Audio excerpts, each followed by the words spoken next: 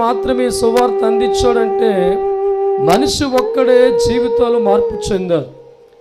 దేవుడు పుట్టించినప్పుడు ఉన్న మనసు, దేవుడు ఏర్పరిచినప్పుడు ఉన్న మనసు, కాలక్రమేపైన మనసులు పెరిగినప్పుడు దేవుడిచ్చిన మనసు వారి జీవితంలో కనబడకపోతే, దేవుడిచ్చిన హృదయాలు వారి జీవితంలో కనబడకపోతే, ఏ గుణాలైతే మానవుల్లో దేవుడు పెట్టి గొప్ప మనసు కలిగిన వాడిగా మనిషిని పుట్టించాడో, ఆ మనిషి జీవితంలో ప్రకృతిలో పుట్టిన తర్వాత రకరకాల చెడిపోయిన వారిగా హృదయాలు కనబడినప్పుడు దేవుడు పలుకుతున్న మాట, మారు మనసు పొందండి. దేవుడి స్తోత్రం, హల్లెలూయా.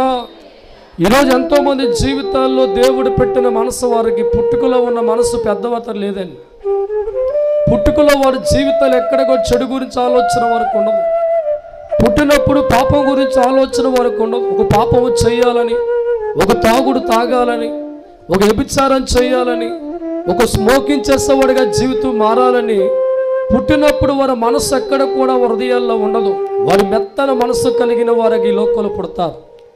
పాపము తెలియని వాడిగా వారి జీవితాలు పుట్టుకలో ఉంటాయి. పాపం అంటే ఏంటో కూడా తెలియని జీవితాలు వారు కలిగి ఉంటారు. కానీ వాడు వయసు పెరిగే కొలది, దినములు గడిచే కొలది మనుషుల జీవితాలు దేవుడు పెట్టిన మనసు తప్పిపోయింది కనుక, దేవుడు పెట్టిన హృదయాలు వారి జీవితాల్లో లేవు కనుక, దేవుడు పెట్టిన గుణగణాలు వారి జీవితాలు లేవు కనుక, గుణము మారిన వారి జీవితం పరలోకం వెళ్ళే అవకాశం మనిషికి ఉండదు కనుక, అందుకే దేవుడు చెప్తున్న మాట, పరలోకము సమీపిస్తుంది, మారు మనసు పొందండి. దేవుడి స్తోత్రం. సోదర, ఎక్కడైనా జంతువుల జీవితం గురించి దేవుడు మారాడా? జంతువులు మారమని, జంతువుల్లో మారు మనసు కలిగి ఉండాలని దేవుడు ప్రకటన చేయలేదు. పశువుల్లో మారు మనసు కలిగి ఉండాలని దేవుడు ఎక్కడ మాట్లాడలేదు. పక్షులు మీ జీవితాలు మారాలని చెప్పి ఎక్కడ పక్షుల గురించి మాట్లాడలేదే. ఏ పోలికలో మానవుని దేవుడు పుట్టించుకున్నాడు, ఆ మనిషికే మారు మనసు తక్కువైంది. ఎందుకంటే పశువుల్లో పుట్టినప్పుడు ఏ మనసు అయితే వాడి జీవితాల్లో పెట్టాడో, చచ్చేవరకు ఆ మనసే వాడి జీవితంలో కనబడుతుంది.